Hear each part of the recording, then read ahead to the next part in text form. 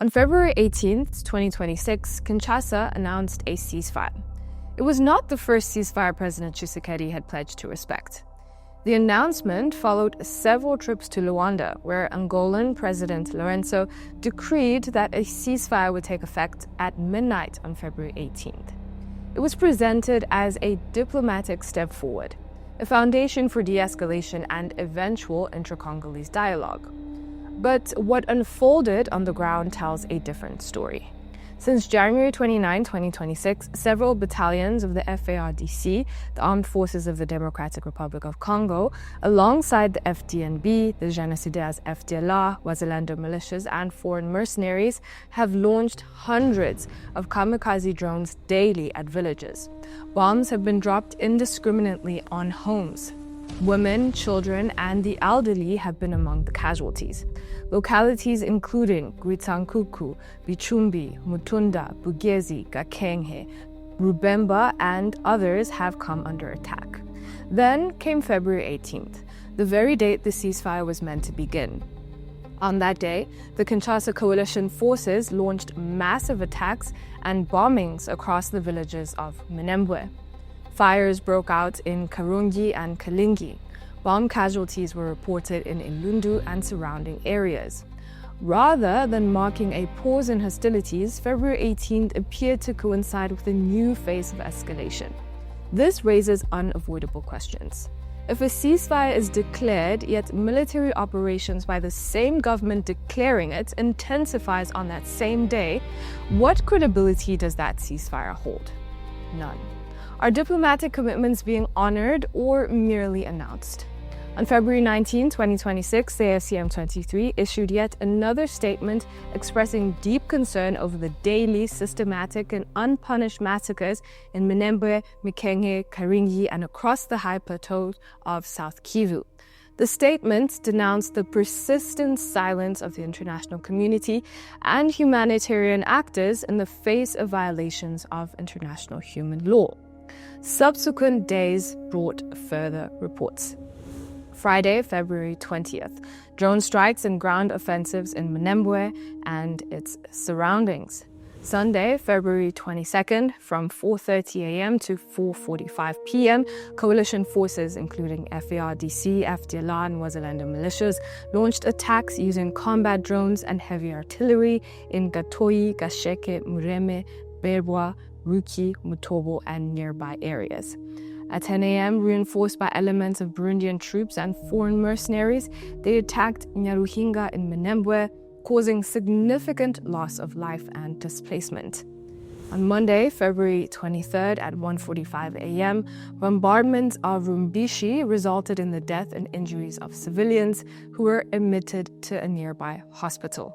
On that same day at 4:30, RFI's journal Afrique reported that offensives supported by Burundian forces targeted inhabited areas and caused civilian casualties. On Tuesday, February 24th at 2:43 a.m., drones bombed Rubaya. At 6 that same morning, attacks struck densely populated areas in the center of Minembwe. Rubaya is essential not only militarily but strategically. On February 5th in Washington, the Democratic Republic of Congo included the Rubaya coltan mine, one of the world's richest tantalum deposits, in a short list of strategic assets offered to the United States under a minerals cooperation framework agreed on in December. Rubaya, located in North Kivu, holds several thousand metric tons of coltan with tantalum concentrations of 20 to 40%. It accounts for approximately 15% of global coltan output. Congo estimates that between $50 and $150 million would be required to restart and ramp up production. However, Rubaya is under AFCM23. This creates a serious contradiction. How does a government publicly offer a strategic asset that it does not effectively control? And when military operations intensify in that same territory, immediately after strategic mineral agreements are advanced in Washington, what conclusion should observers draw? Is this a sovereign effort to regain territorial control, or a reactive attempt to align battlefield realities with diplomatic commitments made abroad.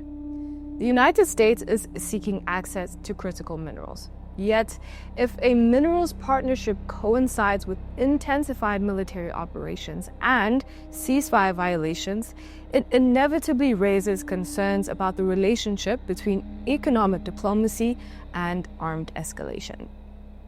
At the center of all of this is President Tshisekedi. His government announced the ceasefire.